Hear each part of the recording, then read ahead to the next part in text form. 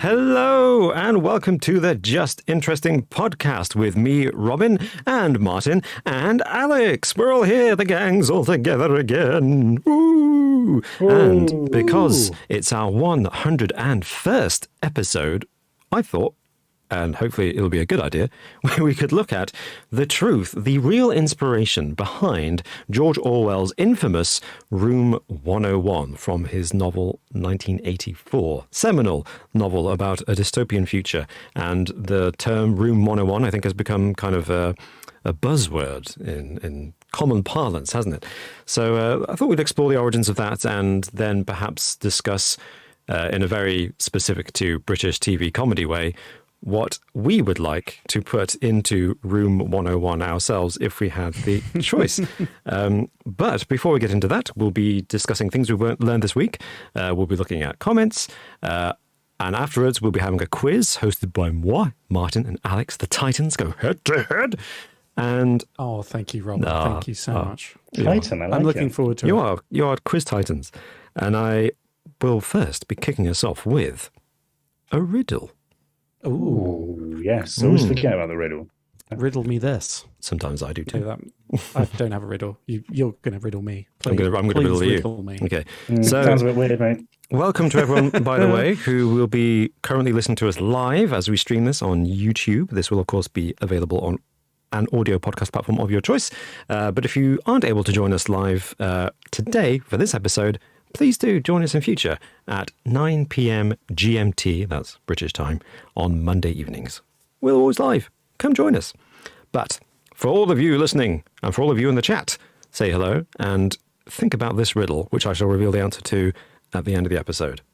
The riddle is, what sells for more after it is broken? What sells for more after it is broken? After it's broken. Sells more broken. Why? Oh my gosh. Yeah, a bit of a head scratcher. I'm glad. That feels like something that should be quite straightforward, but why can I not get it? Oh, that's annoying. Oh, we got Even normally the chat are well hot on these riddles, but the guesses so far, they're some wide variety of answers. I hope the answer is satisfying. Okay, cool. But fellas, how are you? Martin, how are you doing? Very well, thank you. Yeah, after what felt like a few weeks of prolonged sickness in the family, we're all good. Yeah, pretty good, thank you. I went to a Christmas lights turning on thing yesterday. Of course, it rained the whole time. Nice. But otherwise, it was good. Yeah, a few fireworks, which is unusual for Christmas, but I liked it. Fireworks are becoming just every possible excuse, it seems. There's fireworks. I feel like the last couple of years, since the pandemic began, I feel like people have nothing better to do. So yes, during the pandemic, there was fireworks all the time in my neighborhood. And then this year, it's just continued. Like just randomly in the middle of August, fireworks. Like, what?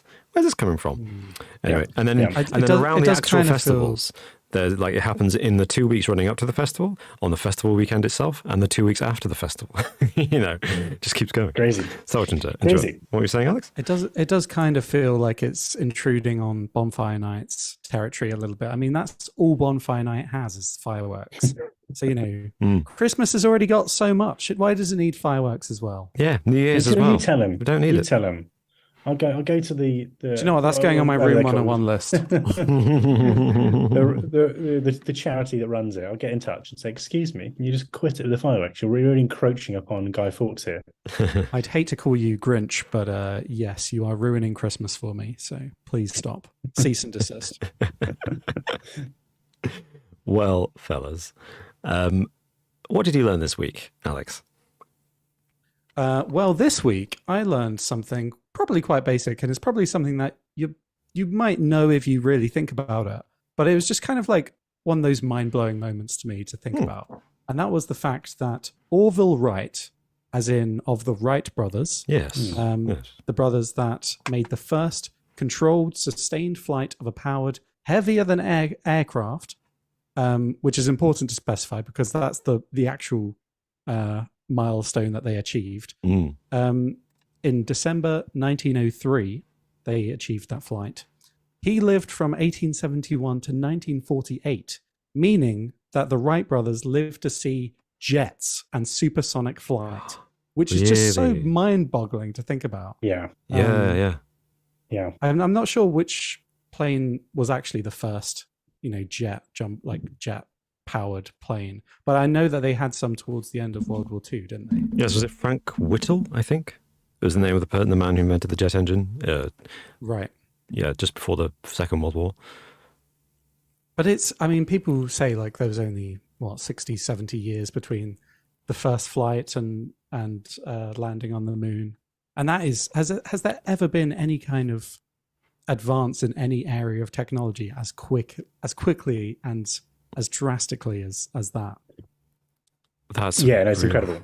Yeah, it's absolutely incredible. Yeah, you think about probably I guess our parents, but possibly grandparents' generation, and the advancements that they specifically saw in their lifetime. Yeah, it's absolutely mad, remarkable. Isn't it? Absolutely remarkable. Yeah, and in every aspect as well. Like healthcare, especially, it's just mad. Like what people considered to be decent healthcare or right medical practice advice, and then compared to say, I don't know, the 1930s or 40s, it's just absolutely remarkable. Yeah, that is amazing, though. Wow. Do you think that kind of will continue on into the future, or do you think we're gonna reach a peak, we're gonna plateau, and we're still gonna be arguing on Twitter in like 50, 60 years time, as opposed to being on Mars? Oh, I see. I see. Do you know what I mean? Like, is this level of advancement, if it does continue, where is it going to be in 60, 70 years time? No, I would say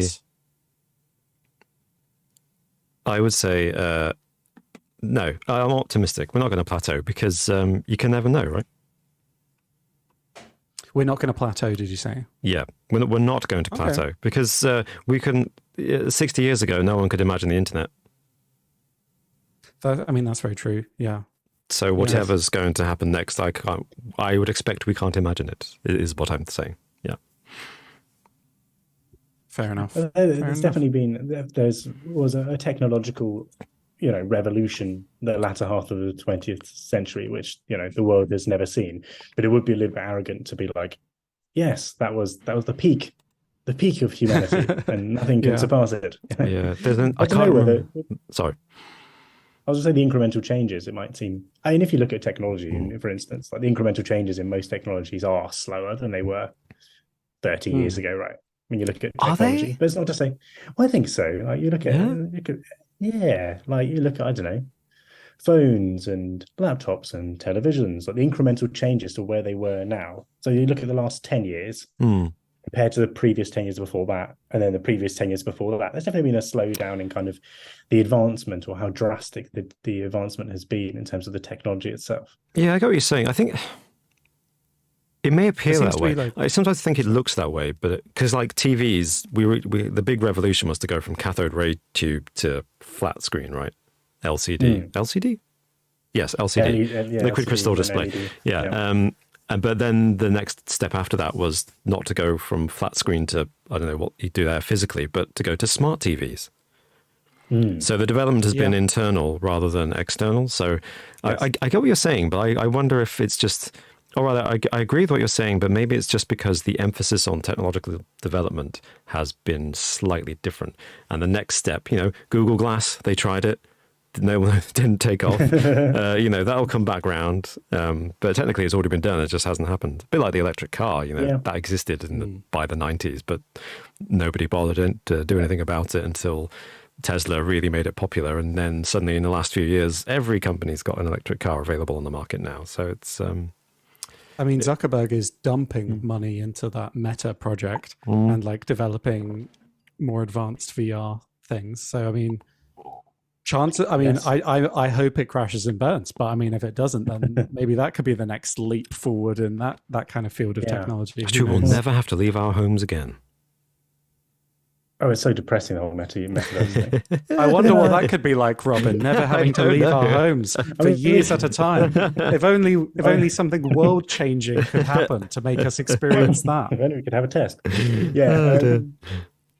Yeah, I mean that whole thing is just bizarre. But people can't be bothered to put on like 3D glasses to watch TV. They're not going to bother putting you on a headset to be in the metaverse. I People are way know. too lazy for the That's true. metaverse. I remember when 3D was a big thing in cinemas, and a number of people I knew, let alone people online, who were complaining, like, I don't like 3D because I have to wear the stupid glasses. I'm just like, why does it matter?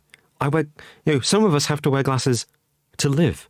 And, you just have to wear them when you're sitting down looking at a screen for 2 hours in the dark. No one's looking at you.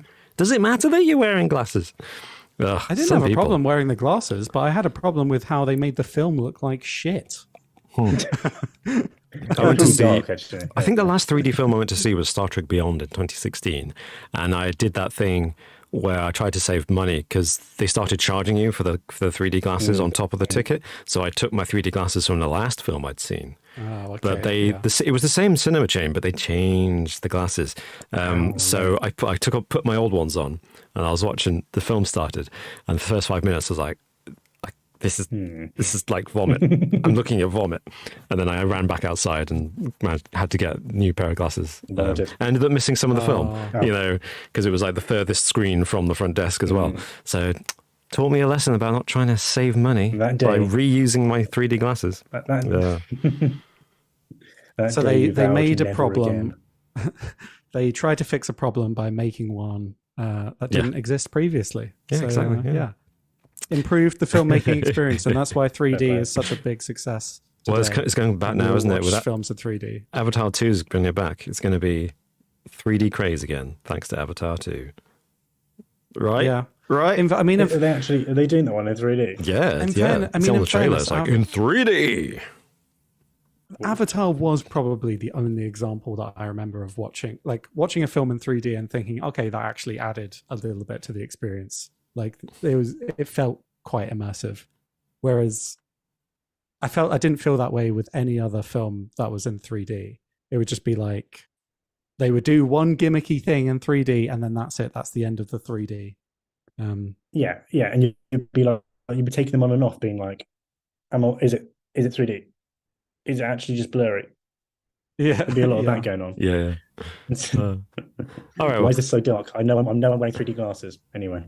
Yeah, that was the other thing. I mean, James Cameron complained about that, about Avatar. He said he wrote an open letter, didn't he, to all the cinemas to say, put the brightest possible bulbs, please, because the screens are too dark. You need loads of extra light for 3D projections, but they're all trying to save money, so they were using low energy bulbs, and they were too dim, which is part of so some cinemas actually had bad 3D because they weren't using powerful enough bulbs, and James Cameron tried to call them out. And I don't know if it worked. I assume it didn't actually work. But anyway, I'm sorry. I've derailed things. I'm sorry. Martin, what did you learn this week? Well, it's actually along the movie side of things. It's on the movie line anyway. But I learned this week that instead of going for a jog or going to the gym or playing a sport, just sit at home and watch horror films, because that actually burns. The equivalent of watching a 90-minute horror film is the equivalent of a half-an-hour walk. Really? In terms of burning calories. What? Because of being on edge and the tension of being on edge, and especially movies that have frequent jump scares in them. Huh. Wow. Okay. So The Shining in this article was given as an example as one that was really quite good at burning calories. It's 2.5 hours long, so it's true. It would likely burned up to 113 calories. Right. So there we go. So The Shining was a good one. Jaws apparently in the study was another good one, as was The Exorcist. So The Exorcist doesn't really have that many jump scares, not really. Neither does Jaws. But anyway, the point apparently still stands that watching horror films and scary films can be good for your weight loss. Yeah, that's fascinating. It's definitely not. I was going to say it's probably not good for your overall health, though, is it? Like to being that stressed out all the time, that can't be. But is it because if it's just because physiologically, like isn't Martin saying it's the same thing as going for a run, right? Not for a run, sorry. It's not. It can't be the same thing. What I mean is, because people say, no, what I mean to say is, it's not cardio, is it? It's not improving your heart health. Cardio, exactly. If running is good for your heart is doing way more work when you're running than when you're sitting watching a horror film.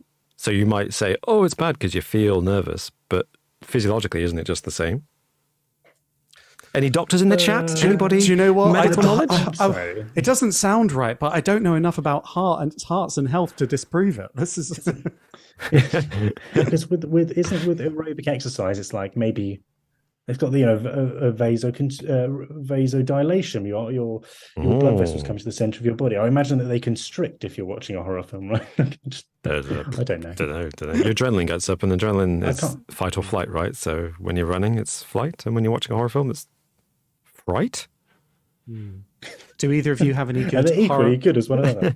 Do either of you have any good horror film recommendations? Have you seen any good ones recently? Or? It's funny. I was going to respond to Martin's fact by saying that I used to watch horror films all the time, loved it, but my wife hates horror films, so I haven't watched horror film for years. And plus, you were just getting too jacked from watching all the horror films. I was going to say, like an 8-pack. It explains why I've been putting on weight. It's because I've stopped watching horror films. It's got nothing to do with the fact that I just stay at home all the time now and eat copious amounts of chocolate. No, it's entirely because of the lack of horror films. You're allowed to. If you're watching horror films, you can have that massive family share bar, can't you? It's fine. Yeah, it works every time. No problem. Giant KFC family bucket for one, and a horror film. Yeah, well, that's all we have to do. All I have to do is watch a marathon. Jade in the chat said Hereditary as a recommendation. Yeah.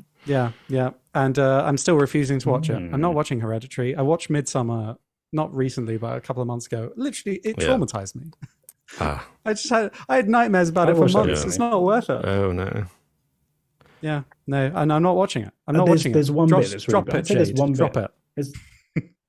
That's the same one, right? I did see a bit of that. It has actress's name in Florence Pugh. Name? She's also in About a Boy. Florence Pugh. That's it. About a Boy. She's in About a Boy. She's not in About a Boy. Is she not? How old was she? Really young. Lawrence. I'm pretty sure she's in About a Boy. What, as a child? As a child. Jinx. Let me just look this one up. Huh, okay. Yeah. You could be right, but that'd be surprising. No. I need to. Oh, this is really derailing this now. Doom is saying maybe you're thinking of Toni Collette from Hereditary. I'm thinking of Annie Graham. Yeah, Toni Collette, who plays Annie Graham. Yeah. Okay. Oh, okay. Right. Sorry, I said Florence Pugh because I thought you were talking about Midsummer. No. Sorry, I was talking about Hereditary. Right. Which I saw the first 2/3 of, and then I haven't seen the last third, so I need to watch that. But Midsummer, yeah, there's I think the first kind of gruesome scene in it. I don't know if you agree, Alex. Is like kind of like, oh, that's horrible, and then the rest of it's kind of like, it's like I guess scary, but it's kind of not nowhere near. It was kind of like viscerally, oh. The whole film just made me feel uneasy. It wasn't like jump scary. It was just like, this is horrible. I don't feel good. I don't know what the intention of this film is, but if it's to make me feel genuinely awful, then well done. You succeeded. I didn't come like with horror films. Generally, you kind of get that fight or flight response. You feel like, and then maybe at the end you feel like you come out of something a bit stronger. There's a good feeling attached to finishing a horror film. Finishing Midsummer was just like, this, I feel terrible. I don't feel good inside. I feel bad. She has a good time there, doesn't she? Let's be honest. I don't want to give any spoilers to anyone who hasn't seen it, but she's happy, isn't she? How did this podcast end up with me talking about Midsummer? Anyway, so Midsummer, that's probably about 125 calories. So yeah, there we go. It's not worth it. It's not worth it. I'll go for a run. Well, Bushlight in the chat says, scariest movie ever made was The Exorcist. I did not sleep in my bedroom for 3 months after watching that. I think it's good. That's a great recommendation. I don't know if I'd say it's the scariest film ever made, but The Exorcist is fantastic. It's a film. It's quite dated now. I don't know, though, because it's so. I feel like it's so much of its time. Yeah, it's not as scary as it once was because you can see the behind the curtain kind of thing, can't you? Go with the 1973 era special effects. But I think the power of the story is still there. I think that's it. I've watched that several times, and it's one of the few horror films that can be watched again and again because the story's strong enough. And also some of the things in that we don't find scary today because they were probably we probably recognize them, but they were originally from that, I believe. I'm not. Yeah, like the iconic moments. The crab walk and stuff. Like, imagine seeing that for the first time. Like, the crab walking down the stairs. Like, that's yeah. But that's been taken and put in loads of other things since then. Well, yeah, that's a whole subgenre, isn't it, of exorcism films? So many films about demonic possession, and they all, every single time you watch one, you're like, oh, that was from The Exorcist. I don't think they've ever been able to emerge from its shadow. I will recommend a film that's its reputation has grown recently, and deservedly so. Exorcist 3, really good, much better. Written and directed by the author of The Exorcist, who and based on his own sequel book to The Exorcist book as well. So much better film than its reputation suggests, and thankfully it's getting a bit of a reappraisal. But interfered with by the studio. So it's got a bit of a kind of, the ending doesn't quite feel connected to the rest of the movie because it was reshot. And you're like, oh, what's going on there? You have to watch Exorcist 2 for it to make sense. No, that's the beauty of it. You can skip Exorcist 2. Which also isn't as bad as its reputation suggests, but also go in with low expectations. That's what I did. I went at Exorcist 2, with my beers lined up, ready to kind of tolerate what was in store, and actually quite enjoyed it. Anyway. Well, Robin, what did you learn this week? What did I learn this week? Actually, moving swiftly on from the horror movie talk. Yeah, we're only, I don't know, what are we? Half an hour into this podcast, and we're still on the what did we learn this week? I learned actually kind of similar to yours, actually, Alex's. Alex. Your name is Alex. And it was, I was looking up the Voyager craft. NASA sent the Voyager probes deep into space, and they will be, I believe, the first man-made object, to go into interstellar space. They will break free of our solar system and the influence of our sun. I think they already have, actually, and they've gone into outer space, deep space. But they're going to probably stop working in 2025 because right now they're still sending data back to Earth, which is cool. Yeah, but so I was looking at the satellites and found out their technical specs, and apparently, because they were launched in 1977,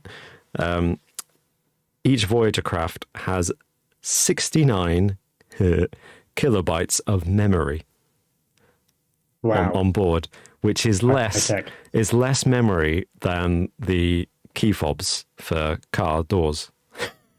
Wow. Amazing. Yeah. I mean, that's like a floppy disk would be struggling with that, wouldn't it? Yeah. That's quite something. Yeah, it's amazing. Yeah.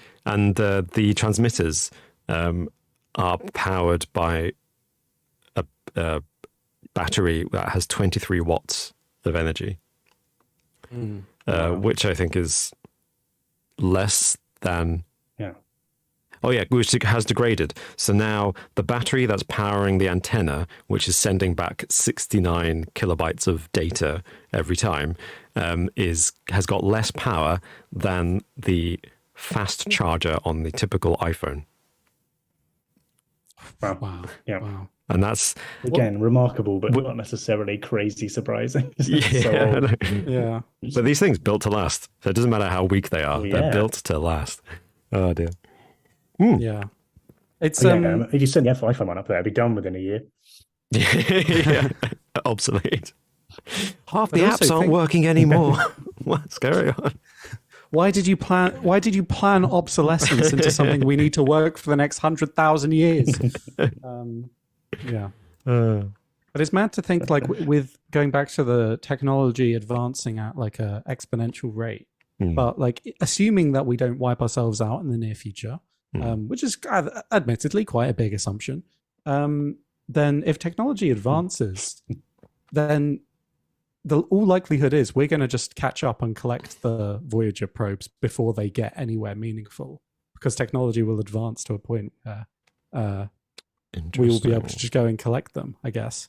Just because they're not going to get anywhere anytime soon now, are they? They're just going off. Yeah, it's drifting. Yeah. Yeah, that's interesting. I can't remember how long it's going to take, but it's going to like 1,000 or 100,000 years to get to the nearest star from where they are. Yeah, it's ridiculous, isn't it? And because scientists are currently I think the next kind of big idea to speed up space travel is laser travel, I think, is the idea. Make these super lightweight probes that are basically fired with a laser. Obviously, a laser travels at the speed of light from Earth's atmosphere. I don't know how it works, but that's the idea. So a laser, they build them, the satellites, the probes, they put them into outer space, and then they fire a laser at them, and the laser kind of pushes them towards the nearest star. But because it's a laser, it's traveling at almost the speed of light, which means they cut down the travel of 100,000 years to about 5 years. Yeah. What? But Yeah, I mean, that's nuts. just for like, that's basically if we wanted to put a piece of paper essentially in a different solar system. Yeah, It's super very lightweight. limited. Yeah. And then once it's there, it can't slow down. It just keeps going past. Like, there's very little things I guess they can do with that. Maybe they could. Yeah, like they wrap a fire it camera at on board, I Voyager don't know. to retrieve it. And like, woo, we captured Voyager. Like, now turn it around. Like, turn it around? We didn't plan for that. We'll see that in 100,000 years. Yeah. Yeah. I'm sure they'll have some better ideas in the Yeah. not so distant future, hopefully. Shall we? Very interesting, though. Thank you, Rob. Yeah. Oh, thank you, fellas, for very fascinating facts. Oh, and in fact, I shall ask our chat right now, whose fact was their favourite? Oh, set a little poll. And whilst I do that, fellas, are there any comments that you'd like to respond to from the past couple of weeks on any of our episodes that people may have sent in? Or in the chat, indeed? Well, I just wanted to say how lovely it was chatting with everyone last week in our 100th episode special, Robin. That was amazing. That was such totally a nice amazing. time. And the audience won the quiz in the end. And it was really lovely getting a chance to chat with you guys. So thank you, those of you in the chat who showed up. In terms of favorite comments from the past week, one of them I just wanted to bring up was Laurie Koodstall, who commented on a video that we did a couple of years ago now. I think it was on the 22nd podcast, saying it was asking whether solar cycles are causing extreme events in 2020. And she gave a super thanks of $1 and just said thanks. Just said thanks. And that's amazing. I just want to say you're welcome. But also I just found that funny because like I can't imagine anyone watching that video like 2 years later. You know, it was very 2020. Yeah, that's amazing. Yeah, quite specific that moment in time. Yeah, thank you. Thank you very much. I've got a message from Tommy, which is 18 hours ago, and Tommy says, "Like your show. Don't take this the wrong way, but my only criticism is the long deviations from the subject matter." Well, I'm glad to see, Tommy, that we've put that to right with today's episode, and that we're not deviating at all from, of course, the core subject matter. No, we're not also, at all. Yeah. Tommy, let us know your favorite horror film. So yeah. But Tommy, and this goes for everybody, we do add chapter links on the YouTube versions, and this comment was on YouTube, wasn't it, Martin? So he's able to do this. We add chapter links, so you can skip to your favorite part of the podcast if you like after the fact. But also, if we don't provide chapter links, it's because we have provided a cut down version of the main topic and uploaded it separately as its own video to YouTube, 15 to 20 minutes long typically. And we may do that for today's episode if the discussion is good enough, of course. So don't worry, Tommy, we got you covered. If you can't be bothered to sit through half an hour of us talking about horror films and speculative technology before we get to the meat of the podcast, just go to the chapter breaks in the description of the video. Obviously, when we're streaming live, there are no chapter breaks because we don't know. We don't know where it is yet. But I promise if we planned it and we were a bit more organized, maybe we could have probably idea. We could have a timer in the background, a little egg timer telling us. But we deviate though quite a lot. That's how the pros do That's the it. core issue though. Yeah. AM in the chat Tommy. says. AM in the chat, on the other hand, says the deviations are awesome. So, thank you. Thanks. I don't know who we should trust here.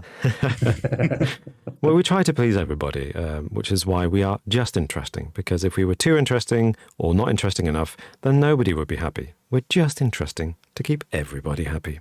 And today, we shall be discussing the origins of George Orwell's infamous Room 101. So, gentlemen, shall we get into it? No. Yeah, okay, for it. well, Yeah, sure. I was going, fine, call it a day and the stream. I mean, shall we get into Room 101? because that doesn't sound good. Yeah, I No, wouldn't let's not do actually like to, really. Okay.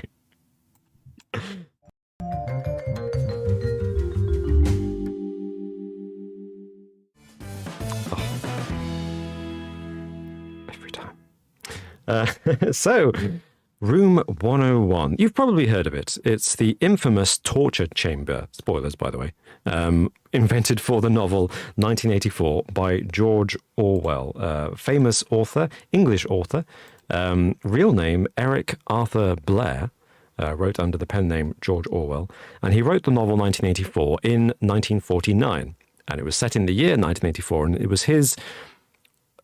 It's not really a work of futurism in the sense that he's trying to predict the future. What he was trying to do with it was deliberately create a warning for the future, because in 1949, it was the wake of the Second World War. He had experienced life in war-torn Europe, post-war Europe, and life in the Great Depression in the UK and in Europe, and he had sampled life in the Soviet Union. So he was very aware of how societies can, devolve and turn towards authoritarianism very easily in times of crisis. And he was also aware of how sophisticated big states were becoming. And of course, 1984 is the novel from where we get the phrase Big Brother, Big Brother's watching you, and Room 101, of course, and terms like doublespeak, which is the kind of official language of the state in the novel 1984, which is basically the lies they tell by saying the opposite of everything they mean. So the state is run by these four ministries: the Ministry of Peace, which is actually starting wars and fighting wars all the time; the Ministry of Love, which is actually oppressing people and torturing them. I can't remember what the other ministries are called, like the Ministry of Truth. That's it. The Ministry of Truth, which says nothing but falsehoods, according to the government's agenda. So that's the gist of the novel. And the main character in the novel is a man called Winston Smith. I almost said Will Smith, but no, it's Winston Smith, who commits the grave sin of thinking independently and falling in love, which he's not supposed to do, according to Big Brother. And these revolutionary thoughts get discovered, and the state arrest him and take him to the Ministry of Love, which is a building with no windows, always a good sign. And he is tortured, essentially, and he resists. The love that he has found in this other person inspires him to resist all the torture until they have done everything they can to torture him. And they say, but there's only one more thing we can do. Take him to Room 101. And the novel sets up Room 101 as this mysteriously terrifying place. I think there's one scene in the novel earlier on where another man is caught by the police, and they say, take him to Room 101. And he collapses on the ground and says, don't take me to Room 101. I've got a wife and child. Take them and shoot them. I'll watch whilst you kill them. Just don't take me to Room 101. Yeah, so the question is, what is in Room 101? And again, spoilers, what is in Room 101? It is your worst fears. And in the case of Winston Smith, the main character, it's rats. So they get a cage with rats in and put it around his head. And there's this very small door stopping the rats, these hungry rats, from launching themselves at his face. And they threaten to release the rats to gnaw away at his face if he doesn't tell them what they want to know. And part of the point is that they don't really ask him any questions. He's constantly saying, what do you want to know? What do you want to know? And they just don't really ask a question. But eventually what turns out is that in a very depressing end to the story, he submits and betrays his love, says who it is, and kind of swears obedience to the state and becomes a brainwashed, fully obedient slave to the state. And the point of, I think the implication of the novel is more about kind of information gathering, which is why I think it's endured so well, apart from the fact that it's very well written, is because I think the implication of the novel is that the government knows what the main character's worst fears are, despite the fact the character himself has never revealed it to anybody. So it's not that they're watching him so privately that he's said aloud, "Oh, I'm really afraid of rats," is that they've observed him so closely throughout his life that they're able to say, "Rats, they're his worst fear." Yeah. And they're able to do that for everybody, whether it's being buried alive or, dropped from a height, whatever. They're able to just calculate what people's worst fears are because they're so controlling and they've got so much information on everybody. And I think that's the real warning. I'm saying this. Many critics and many analysts and many sophisticated people have studied this book and have better opinions than I do. But I think that's kind of the core message of the book, which is if you give up total control to the state, who can manipulate you with words, the power of words, and controlling the media, essentially, they can gather enough information on you to control you to the extent that you will obey everything and repress yourself for the sake of survival. So I thought we'd talk about a couple of things. Firstly is the relevance of the book and Room 101, and in particular, what in particular inspired George Orwell to come up with Room 101? Because it's such an iconic thing, but it didn't just come out of nowhere, did it? Yeah, sure. Yeah, absolutely. I mean, at that time, yeah. I mean, when did he write this book? Did you say in the 1940s? 1949. Yeah.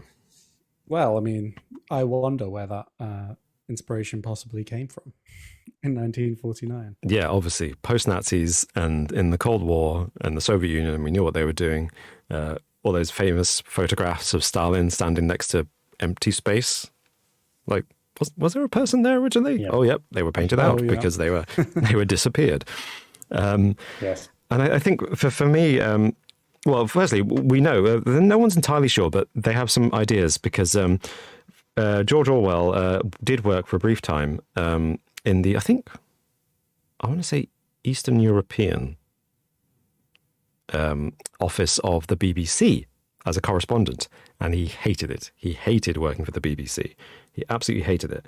And apparently they had one thing that he particularly despised was the endless meetings they would have in Office 101 in the building, nice. in Broadcasting House. So he hated these meetings so much, he thought of them as torturous, so he named the room in his novel in honor of that. But apparently the physical description he gives of the building, the Ministry of Love, is uncannily similar to the study in the headmaster's study in his old school that he went to as a child. So it's kind of says more about him than it does about his vision of society to a certain extent, doesn't it? Well, it is. I guess Room 101 in the novel is so personal to each individual, isn't it? So it makes sense to kind of to build it upon all of it upon personal experience as well.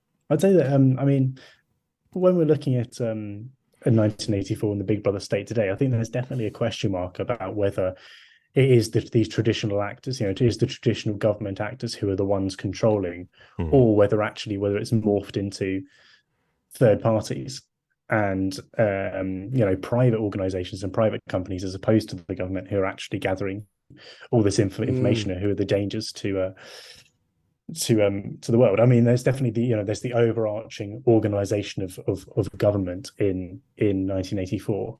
Whereas actually, it feels like it's a little bit more devolved in reality. Like you have certain state actors now, like the Chinese government, who very much take that role in China. But then globally, and especially in the West and the US, you have like the Secret Service, and you have the Snowden revelations and stuff, and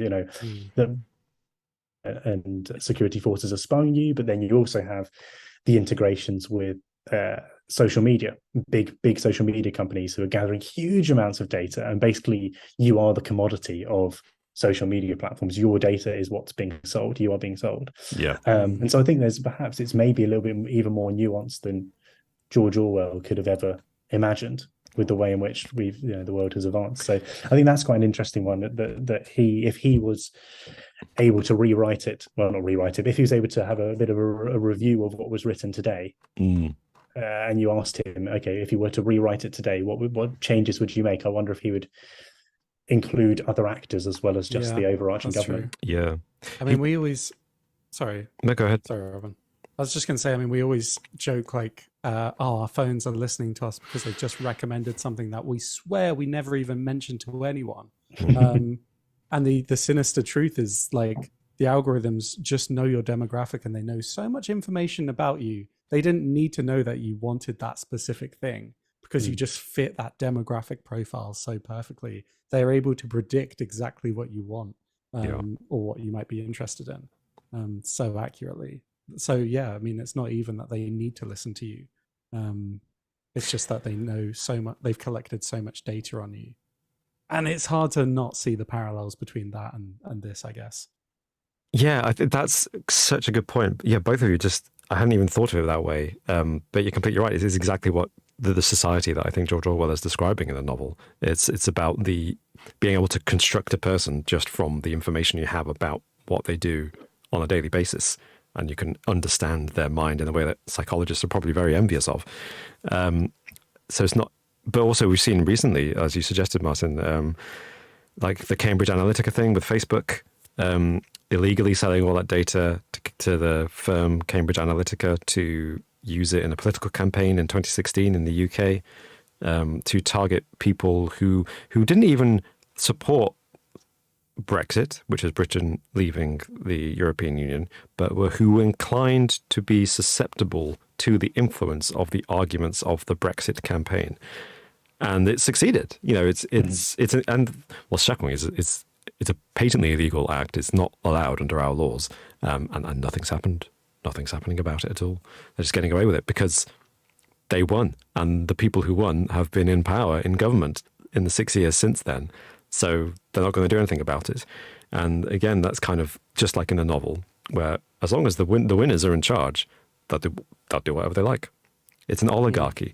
And I think in the book, it explicitly is an oligarchy. And an oligarchy is a society ruled by a group of individuals rather than a democracy, which is, in theory, rarely in practice, but in theory, ruled by the people at large, society as a whole.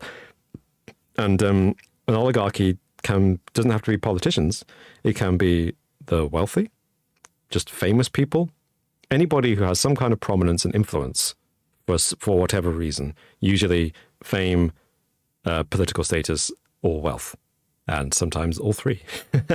I think we've seen it in America recently, somebody who ticks all three of those boxes. Celebrity status, wealth, and political position, who may come back into politics. Who knows? And I think that's another thing.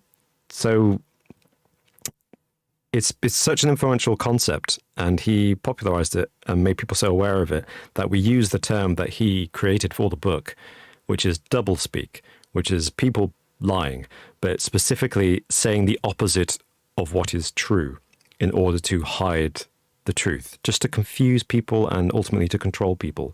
It goes beyond just lying to someone.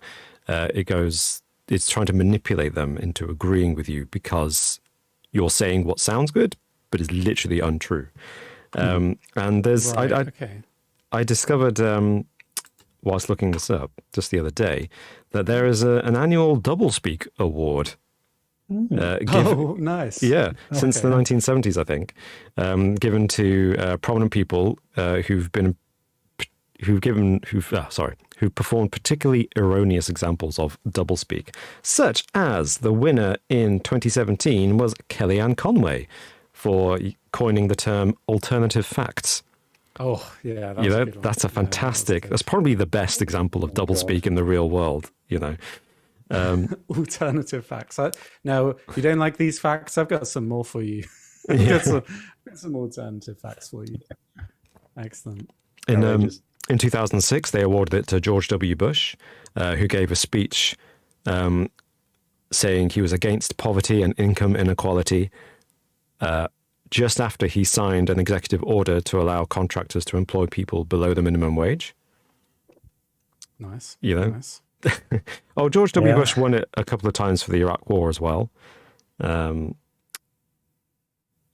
else prominently? The tobacco industry as a whole won it in the year 2000 for funding charitable efforts to support children, domestic abuse victims, and disaster victims, whilst at the same time, obviously, causing cancer with an addictive substance. Yeah, sure. Surely the oil and marketing it to kids. Yes, what about oil conglomerates? Surely that they've got to have won it at some point. Oh yeah, for commissioning the false. Like well, that and also environment, like pushing what is it, carbon footprints and stuff. Yeah, kind of and, shifting the blame onto people. Well, yeah, creating the phrase carbon footprints. Yeah, 2012, Alex, the American Petroleum Institute. I called it. You did. They won the Double Speak Award for making misleading public statements about the regulation of oil and natural gas, by implying that any regulation would decrease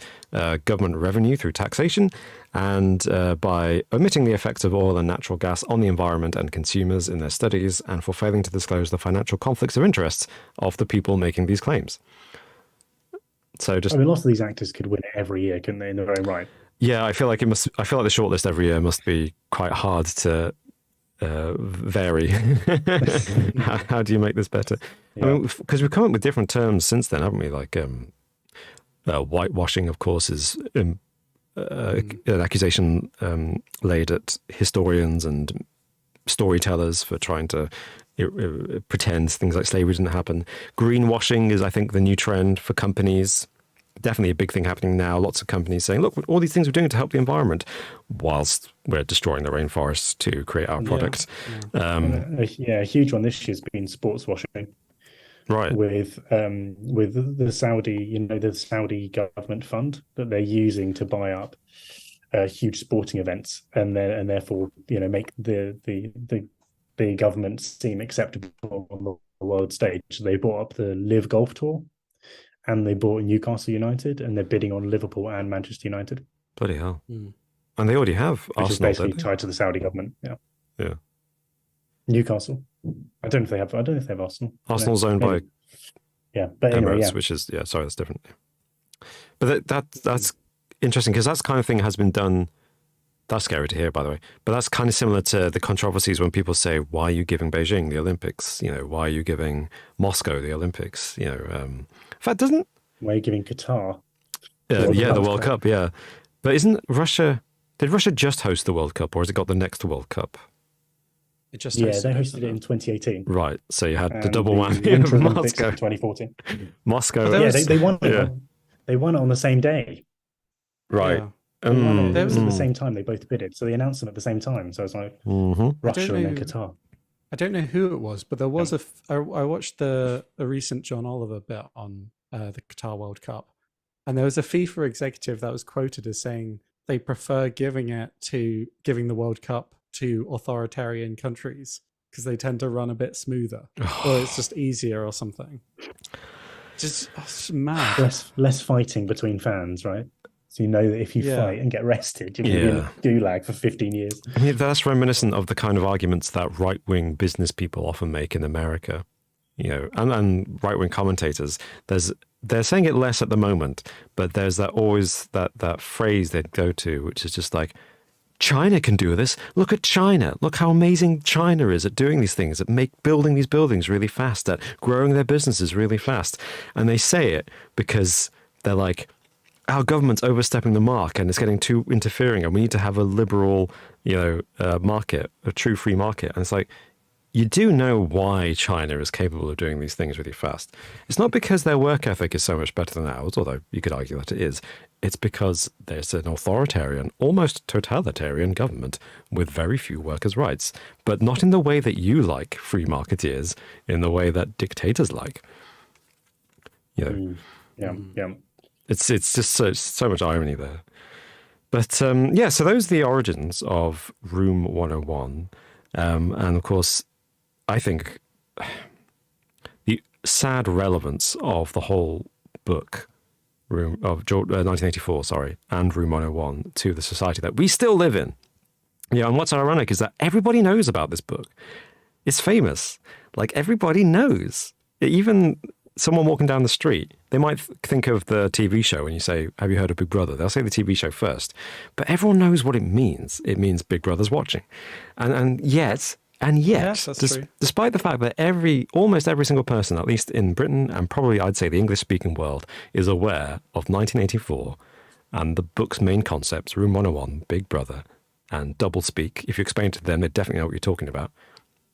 And yet, look at the way things have gone. Look at the way things are going. We seem to have done nothing about it. Because it seems to work. It's a strategy that seems to work. And George Orwell, responding to the times in which he lived, but also ahead of the time in which he lived, because he's describing the time in which we live. And it's just kind of frightening, to me anyway. But I don't know if it burns my calories to such an extent that I can just read the book instead of exercising.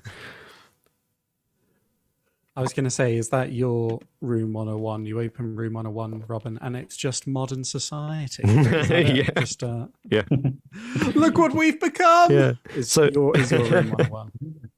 Maybe, so actually there's a famous, at least in Britain, I don't know how it is, if it's known outside Britain, but there's a TV show and a radio series, comedy show, where comedians and celebrities will go on and be asked what would they like to put into Room 101? What things do they hate so much that they like to confine it to Room 101 to torture somebody else?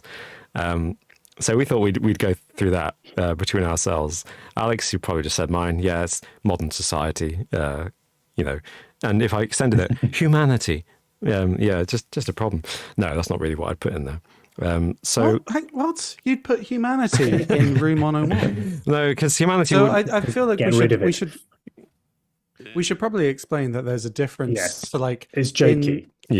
One, it's jokey, but also Room 101 is like your worst fear. Whereas this is more just like something that bugs you or annoys you in a kind It's of a pet hate, isn't it? Yeah, it's a pet hate. That's good. that you want to pet get rid hate. of. Yeah. And I genuinely, I kind of guess there's a bit of a struggled difference. with this. So I'll let you go first. Although Jade in the chat says, "All right, Thanos." Yeah. Yeah, you sounded a little bit Thanos. Although Thanos only wanted to get rid of 50%. Yeah, he did. you're the He whole did. lot. But Thanos was right. Just gonna say. Start with you, Alex. Martin, I wanted to hear what Martin's was. Okay. Well, What have you got? I've written down 3 different ones. Okay. I don't know how much time we've got. Go for it. Okay, what should I go for? Let's go for this one. So one of the things is corporate speak seeping into the fabric of society. That was mine as well. Nice. What's your give us what's your least favorite?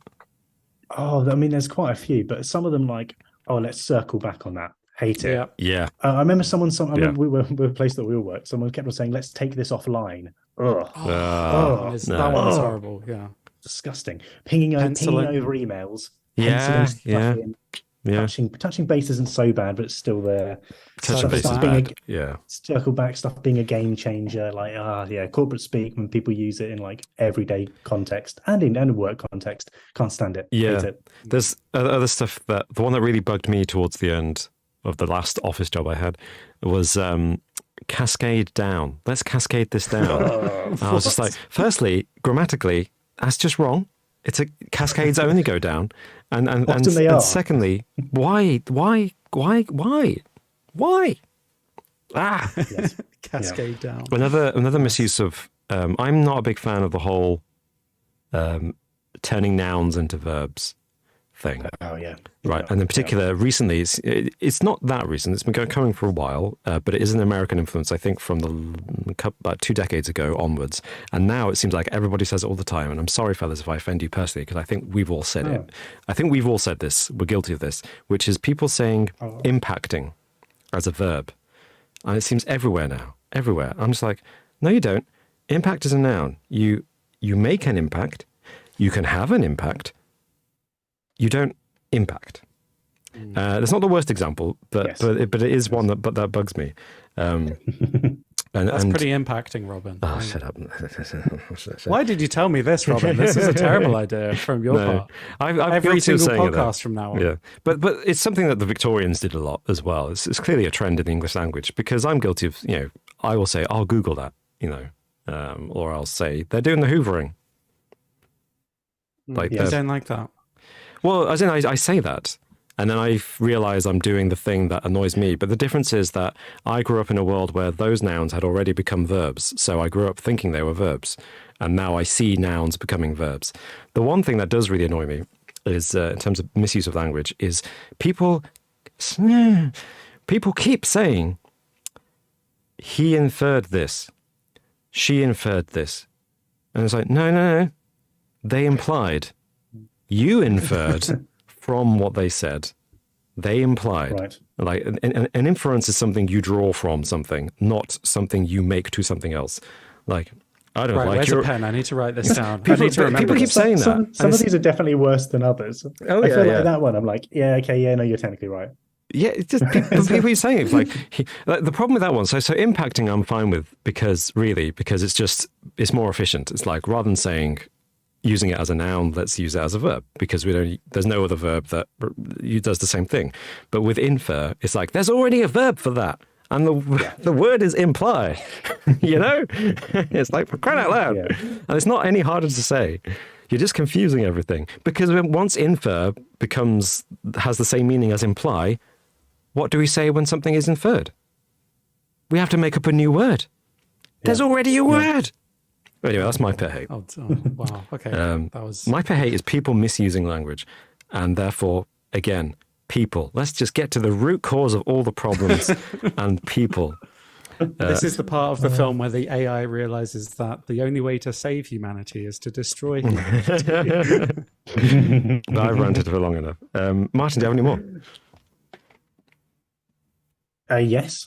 I've got one. People not tipping, but not just not tipping. Like if you get bad service, don't tip. Fine. Okay. Yeah. People not tipping under the excuse that workers shouldn't have to rely on tips. Whilst that's true, that is true, 100% true. The reality is they're not going to get paid anymore if you don't tip. So tip. Yeah. No, that's a very fair argument. Right. Yeah. Like I can appreciate the system needs to change, but if I'm there, that person on that night is they're not going to suddenly have their wages made up from the company. It needs systemic change. So on an individual level, tip if they've done a good job for now until the system changes. But Like, Martin, that's how you someone if they- perpetuate the system, Martin. If you partake in the system, you got to step outside the system. I would kind of respect someone a bit more if they were just like, I don't tip because I'm really cheap, you know, than if they were just like, I don't tip because I don't believe in it. Yeah, It's preachy and stingy at the same time. I just don't like it. I think what I don't like about tipping is when it's when the gratuity is on your bill. Yeah, that's what I don't like. I'm just like I would like to make this choice, please. You know. Especially because sometimes they standardize it, they seem in the UK at least. It tends to be like 12.5% when it's on the bill. And it's like, well, what if I want to give more? You know, you're kind of constricting me here and you're presuming that I wanted it. Or more to the point, you're presuming that the service was good enough to merit a tip. Yes. Yeah, which, to be fair, it normally is. I don't think I've ever had a really bad experience being waited upon. But you know what, though? Do you know what, though? I would just go ahead and say, rather than putting those people in room 101, I would get rid of tipping entirely if I had a choice, because it's stupid, it causes stress, it shouldn't exist. Just pay your employees. Like, I do think that's just... Agreed. Minimum wage. Whatever. And a minimum wage that is a good living wage. That's how you fix it. Yeah. 100%. It's too complicated. I don't know. I don't want to offend anyone. I don't want to... like learning the new etiquette and stuff, and then it's like, do you tip with a card? Can you be sure that they're going to see that tip? I know. It I've had that if it just didn't exist. Have you had that situation where I don't carry cash around anymore, but the card reader doesn't have an option to? Some card readers have add a tip, and some of them don't. And I've had I wanted to leave a tip, but the card reader didn't have a thing, and it already entered the amount, and I was like, tap it. I was like, I want to. Can I? We should have had this conversation before you did the thing. Yeah. No, I would, before tapping it, I'd say, can I add a tip on there? And if they say no, then at least they know I wanted to. Yeah. Because it's too late at that point. I don't have cash on me, but yeah. I've got one more. So let's do it. Okay. Go for it, Martin. My last one is it's pretty petty, but it's people when you wait for someone to come past in the car, right? Because there's not enough room, and they don't say thank you. Oh, Right, Like, yeah. get rid of them. Yeah. oh, Impolite, so rude. Yeah, No. exactly. Yeah. Actually, yeah, Hate it. rudeness in general, like when you open a door for someone, which I seem to do a lot, and I don't mind, I like doing it, but there are some people who just ignore you, who blank you. And there's that weird moment where you're just like, I wasn't expecting to be thanked, but also, Yeah. come Yeah. on. Also, I just- do it because I just we're in- opened the door we're in for Britain you. here. Yeah. And it's worse when it's young people, I'm just like, oh, you're just rude. But when I think it annoys me more when it's old people. I think because they kind of do that thing where they kind of hover on the other side of the door. And it's like, I'm going to wait for somebody to open the door. And then they do, and then they kind of go through really slowly. And like the young person has the excuse that they're in such a rush, they don't notice you. But the old people, they're moving so slowly, like, I know you know I'm here. You had I so know much you time, know. so thank you. Like, it's like, I know you need me to open the door because you got a walking stick or whatever, but I'm also, come on, Maybe they had a bad experience when they were young. So again, back to humanity, and now it's specifically old people, which Robin's checking on me in room 101. Yeah. Okay, yeah, Yeah. nice. Yeah. Okay. Very good. Alex, before we started recording, I asked him, what have you got for room 101, Alex? And he said, I've got too many to list. Okay, so brace yourselves, Grumpy people. bastard. Martin, I This hope is you're gonna- strapped in. No, this is going to go fast because we can't analyze each and every one. So some of them I'll stop and explain a little bit, but some of them are going to go, they're self-explanatory. So number one, Okay. you know, those like really insecure, mainly men that pay thousands to go overseas to shoot sedated lions from the back of trucks. Oh. Rest in Very- peace, Cecil the lion. You know that dentist that Yeah. went and shot that lion from the back. Specific, Donald Trump Jr. like shot that Yeah. giraffe. Trump Jr. Yeah. Yeah, get in the bin. Yep. So that That's a good James Corden. one. Just James Don't need Corden. to The explain UK that. and US, yeah. The people that walk really slowly in front of you and have no spatial awareness, like you're there, and you can overtake and you want to, but they're just not even moving remotely when it's easy to pass. Yeah, yeah. By the And same they're occupying the middle space. Yeah, Yep. there's the pathway, and you're like, go to the left, go to the right. If you're going to move that slowly, don't walk in the middle. Yeah, 100%. By the same token, and I want to phrase this carefully to not appear hypocritical. Okay. But when someone's slow in front of you, and then you've got tailgaters behind you, like there's no way to overtake. Just pace yourself. Now you've made all of us uncomfortable. So both slow walkers and fast walkers, It's walking they can problems, get really. in the room. Just walkers in general. Yeah, I just want to point out, Alex, so far your entire list is people. I'm just going to, point that out. That is going to be a running theme of this list. Yes. Okay. Martin at least had words and other, non-human problems. Well, okay. So next on my list, well, there's a similar theme. People who stop at the bottom of escalators or have chats in doorways. What are you doing? Stop it. Yeah. What are you doing? Well, imagine a day with you. It's fuming at everyone.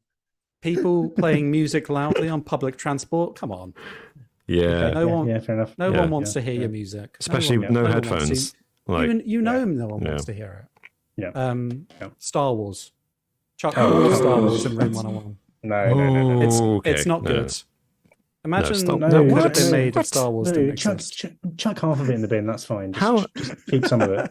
Yeah, yeah. But even then, Alex, like, I disagree with that because that's not causing society harm, is it? Star Wars? You don't like Star Wars, but loads of people do. That brings joy to people. This is That's my joy. I will say this is a personal preference because I'm resentful of the fact that I just don't get why it's popular. I Okay. wish I did, Robin. I wish I did, but I don't, and I wish it didn't exist. Fair enough. Okay. Anyone who has ever posted on LinkedIn for leisure. Kind of similar to the corporate speak, but just anyone who would post on LinkedIn for fun. No, I'm sorry. It's true. When I get a notification that says someone's posted on there, and I'm like, it's not like a job spec or something. I'm like, what are you doing with your time? Yeah. Honestly, mine's not even updated from like the last 5 years. Yeah. Let alone posting about what I'm doing at the weekend on it. You know those LinkedIn Ridiculous. influencers that are like make up a a story thing? about going to an interview and then Oh, they yeah. gave a homeless Yeah. person some money. Yeah. Who interviewed them? The homeless person. Yeah. Yes, they got the job. Yeah, and then and then I gave the whole board a pizza. Yeah. Right. No, come on. You're not impressing anyone. Next on the list, people who clap when the plane lands.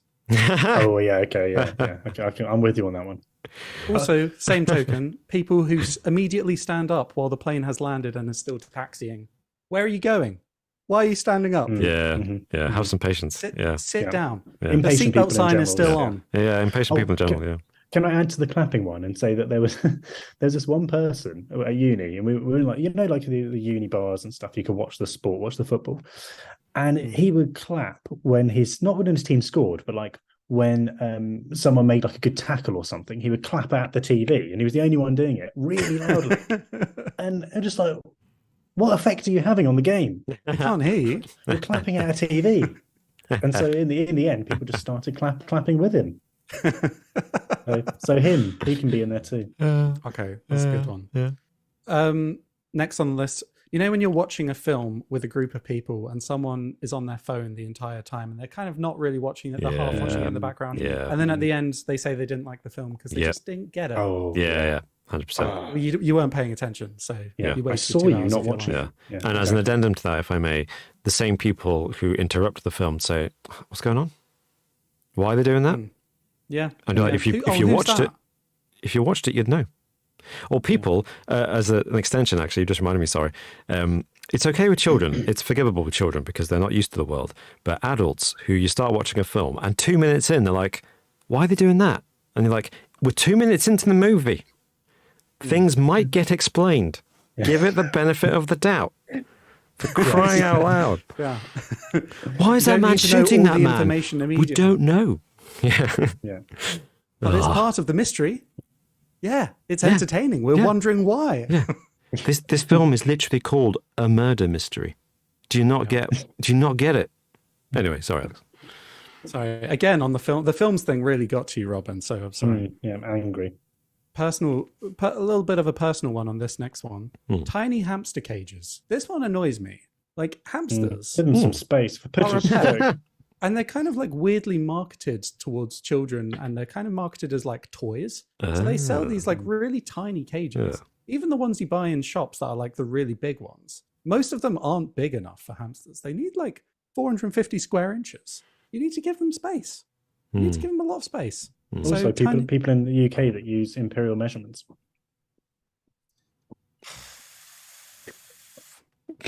Touche. But yeah, no, tiny hamster cages. Elon Musk, I think he can he be on the list now? Oh, I think he can actually. Yeah, did you see his tweet earlier today from like my bedside table or something? Well, I was going to say, yes. Yeah, it's just cans of diet caffeine-free Coke and 2 guns. This is primarily just because of how cringy he's being recently. That's primarily the reason. Yeah.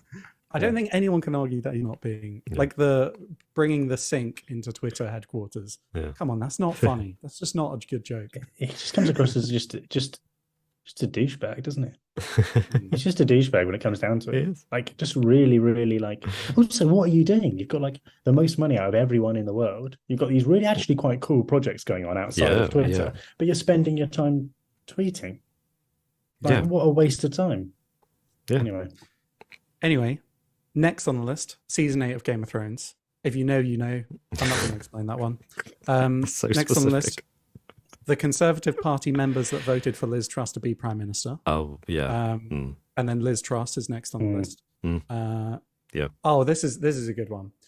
So if you ever like listening to someone giving a speech and they do that thing where they say, "Oh, how's everyone doing today?" And then they're like, the audience doesn't really know how to respond. They're like, "Yeah, good, whatever." And then like, "Oh, we can do better than that. I can't hear you. Let's try that again." Yeah. And they do that. As soon as they do that, I want to walk out the room. Yeah. Stop it. Yeah. You've lost all authority here.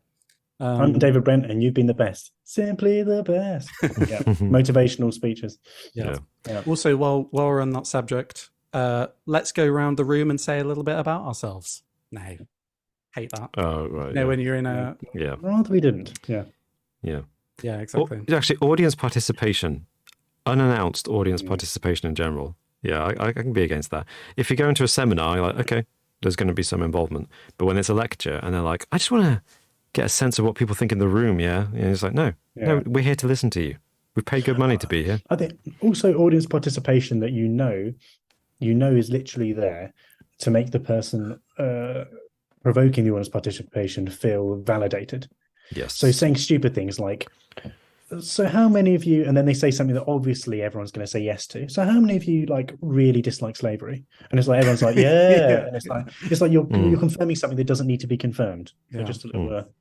That happens quite a lot. But when they ask like an open-ended question to an entire room of people, like how are we supposed to reply to that? You're expecting one person to shout out. Who's that going to be? Yeah, it just added stress. Don't like it. Yeah. I must point out, Doom in the comments has just called me out and said, audience participation. All right, shut the chat down, lads. I mean, good. Touche. But it's unwanted. You're welcome to reply. It's a live stream. Yeah. We're not forcing you to. It's when you're in the room. That's when it's, yeah. Okay. Which accidentally deleted. What? Oh, what's happened? Who's timed out Doom? Someone timed Doom out. Okay, Doom, nothing personal. Honestly, that was not intentional. Wow. Robin has gone mad with the power. That wasn't me. That wasn't me. I don't know why that just happened. Anyway, okay, so next on the list, I don't know if you saw this video. This is pretty specific if you haven't seen this video. But there's that American lady that made tea using a microwave. Did you see that video? But yeah.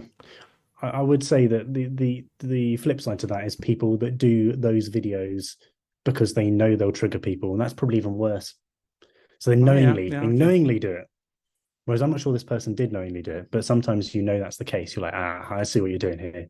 You're trying to get engagement regardless of whether it's good or bad. I see your game. Yeah, that's true. This is a big one. Slam poetry. Can't stand slam poetry. And I'd also like to give a special shout out to the advertising company that make the nationwide adverts. I'd like to put them in room 101 because all of their adverts are just slam poetry. Yeah. No thanks. That's pretty specific if you're not from the UK. You know the TikTok voice? Oh yeah, that's pretty bad. The one that's like, what did he say? Oh yeah, it's bad. It's bad. It's bad. I'd like to put that in the bin. This is the one I've noticed recently. Restaurants. How many more are there? This is the penultimate one. There's only one more after this. Restaurants that give you a QR code instead of a name. Have you noticed this recently? Yeah. But then it's like you have to log onto their Wi-Fi, which is terrible, and you have to sign up to their email newsletters and stuff. Yeah. I just want to see a menu. I'm with you on that one. Yeah. And then the final one, any James Bond / rugby union questions that somehow make it onto our weekly quiz. Why does that always happen? Oh, come on. That's so specific. Come on. It's very rare. Yeah. That seems it is very rare. I'm just frantically checking the quiz now. Will I annoy Alex? Probably. It's all James Bond. Who knows? Anyway, thank you for hearing my TED Talk. I will not be taking questions at this time. Yeah, thank you. Thank you for listening. Well, I hope that was... Thank you, Alex. Thank you. That was, I mean, I agree with most of those. Some of them maybe a bit too far.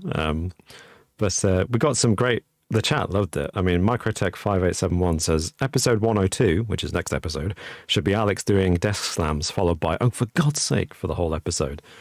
Yeah. Someone else asked, could have been Doom actually, accidentally deleted all his comments, said, can next episode just be Alex ranting for an hour about things that he hates? That was Cat Jab. I mean, I would say, Alex, the part where you wanted to ban all Albanians from the UK was a little bit too far. That was a bit harsh. Yeah, no, I did not say that. No. Any latecomers, Alex. You know what I hate? Massive amount of racism towards Albanians, unfortunately. So any Albanians in the chat, I'm just incredibly sorry for Alex. This is just outrageous. Item 32 on the list, unfortunately. Spiffing says, this is a therapy session for Alex. And Caroline Clark responded saying, should we send him a bill at the end? That's terrific. That's absolutely good. Terrific. Actually, Funky Monkey had a really good one. They say, your parents forcing you to introduce yourself to an unknown family member or friend. I hate that. I hated that. Like, what do you want me to say? Yes, I'm your son. Yes, hello, I'm Alex. Yeah, that's true. You don't know me. Yeah. I have nothing further to add to this. Yeah. I'm going to go away. It's okay if parents are like, and this is Robin. Say hello, Robin. It's like, yeah, hello, because it's all fully orchestrated by the parent. Yeah, but if it's just, Robin, introduce yourself. Like, well, you just said my name. What do I do? For the record, that never happened to me. My parents were good parents. Did you ever have obligatory thank you letters? It's like, oh yeah, no, them you have to send a thank you letter to because they've sent a thank you letter to us, and you're like, I prefer just to send it back. I sent a. I don't want to write a letter. I say thank you on the phone, but I don't want to write a letter. Sent a good luck card to someone, and they sent me a thank you card back saying thank you for the good luck card. I was like, okay. When does this stop? Yeah, what do I do now?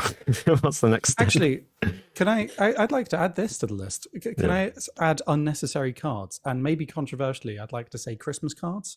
Because I feel like Christmas cards are one of those things where it's environmentally speaking, yes. We are all sending, or like the majority of people, I don't really do Christmas cards. No. I send, I only send Christmas cards to my parents. But some people send like 50, 60 cards to different people. And I feel like it's just who's on your Christmas card list. Guilty as charged. And it's like, why are you doing that? Like, they're just going to chuck it out like as soon as New Year's rolls around. As long as it's recycled. If everyone just stopped, can we just stop that? Okay, two things. Firstly, yes, it's not good for the environment to generate that much paper waste, but it can be easily recycled. And these days you can get cards made of recycled materials, so it's better. But do you enjoy it, Robin? Do you enjoy receiving them? Yes. I don't even... Particularly when they're from... Like, now I've got to send them one. My wife and I buy all of our cards from charities. So it's a big... This is my second point. Christmas cards, big source of income for charities and postal services. So, let's keep them going. I mean, I'd prefer it if we all just donated to charity. But I guess that's a stupid argument. Alex, I don't want to donate to charity. I want a service in return, Alex. Yeah. I want them to earn my money. No, that's not true. I want a piece of paper. That's not true at all. It's a good point, actually. It's awkward, isn't it? Because you can't... There's a whole theories about what's the best way to donate to charity. Should you do lots of small amounts to lots of different charities? Or should you do one big lump sum to one charity? Or how should you do it? And it's something I wrestle with on a monthly basis. But anyway, now that we've listed pretty much everything the world has to offer to go into room 101, I think the only thing we didn't mention was alcohol. Alcohol's safe. We like alcohol. That's good. Hard drugs of most varieties and crime. I don't think that was mentioned. I think we're okay with crime. Of course, yeah. Well, yeah. I hate war. Let's put war in there. But that's it's a given. It's a given. Yeah, this is specific bad, like petty things. Yeah. By the way, otherwise, there's a lot that we would otherwise want, wouldn't we? Yeah, no, we're fine with pedos and murderers. Yeah, we're okay with that. I think the law is legislated against it, so we're kind of okay. We've taken that as implicit that it's already in room 101. Yeah. The Doom's back in the chat, by the way. Sorry, Doom. Yeah, you were literally sent to room 101. Unreal. Sorry about that. No idea how that happened. Genuinely. Welcome back. And welcome to everyone. I haven't read people's names in the chat, actually. I just want to say thank you to everyone who's joining us. We've got Caroline Clark, Camera Shy Coco, sorry, Jade, Spiffing, Paul Wright, Funky Monkey 1235, Recu97, Swifto, AM, Doom, of course, Paul Wright, Samantha Warren 1994, Cat Jab, CS Drummerson, and if I haven't read your name out, I'll stay tuned. I might do it later. Shall we move on to the quiz? Yeah, let's do it. Let's. I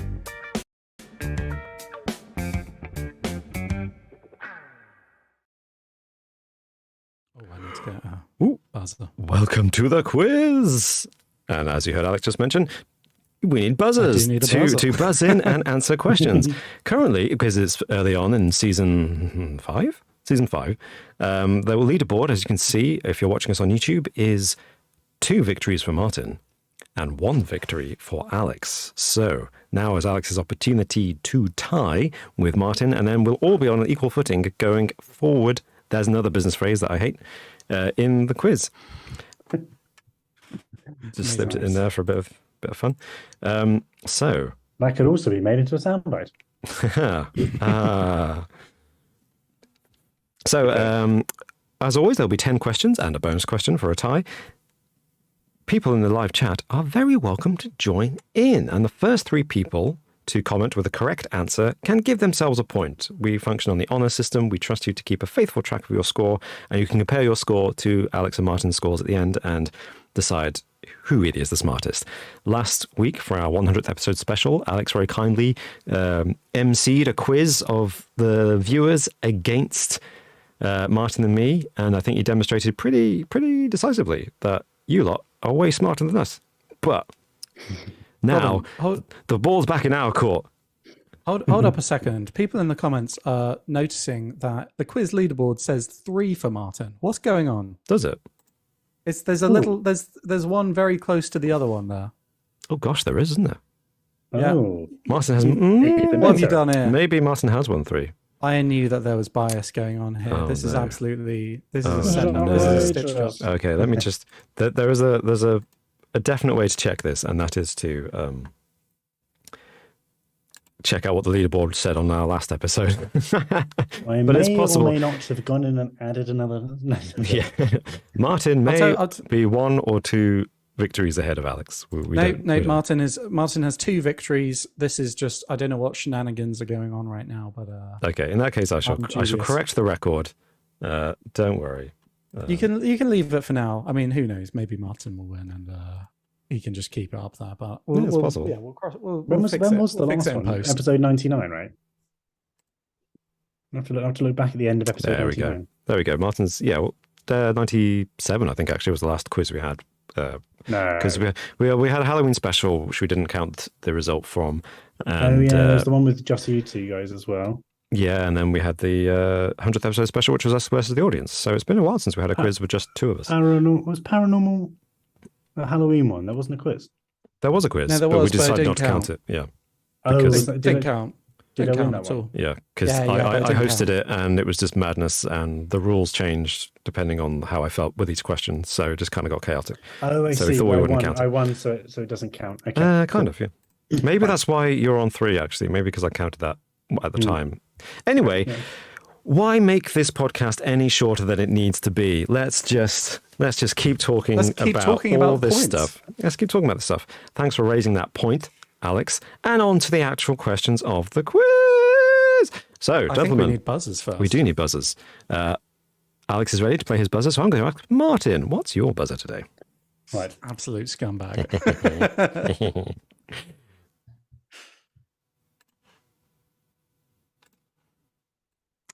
You playing it? Is it playing it? I am. Did you hear it? No, I Martin, can't you hear need to can't hear fix that. this. This is your a Zoom. recurring issue, yeah. You need to turn your sound suppression off on Zoom. Yeah.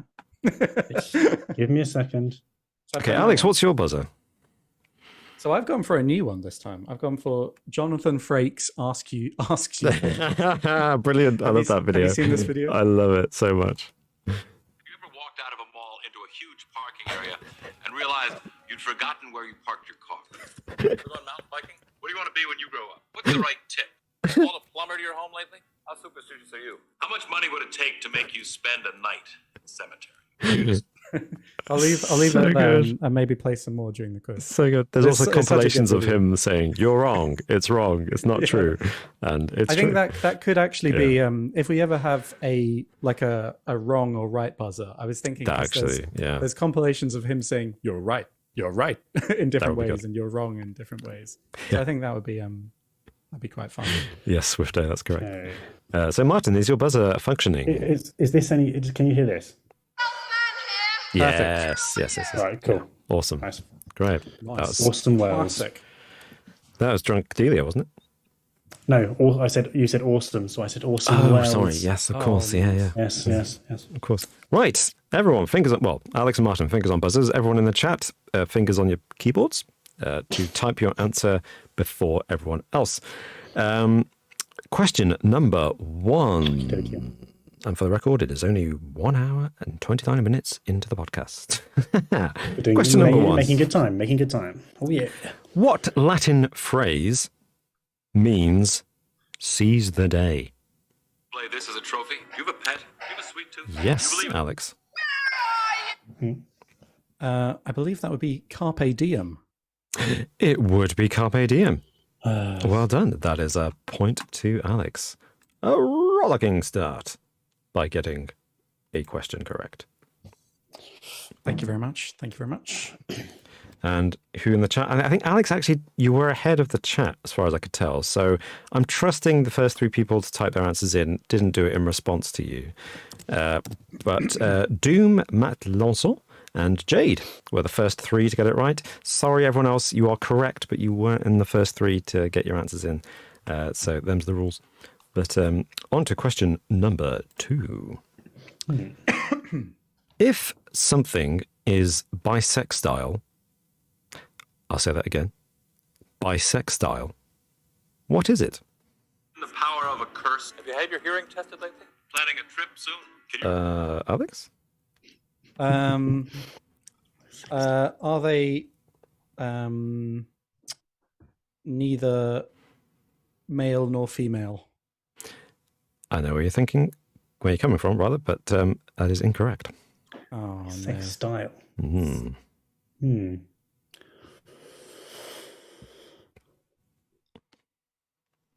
They... Oh, goodness. Sex style. Bisextile. They are...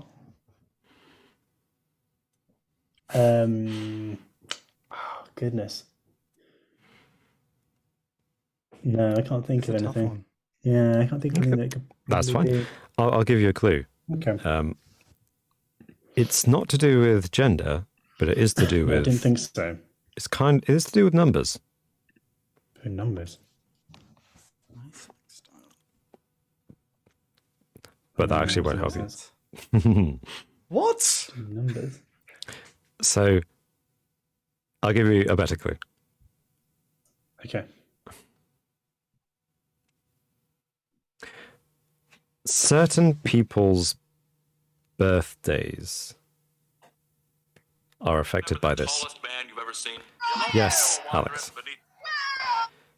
Is it a leap year? I didn't hear that. What was that? It is. It is. Oh, that's so annoying. That's all so pertaining annoying. to a leap year. Yeah, bisextile. You know when I said, oh no, it won't be that. Was that what you were thinking? What I thought was, my thought was one leap. So sorry, Martin. Why would it be? Why would it be bi? Because leap is every 4 years. I'm so sorry. That's what I was thinking.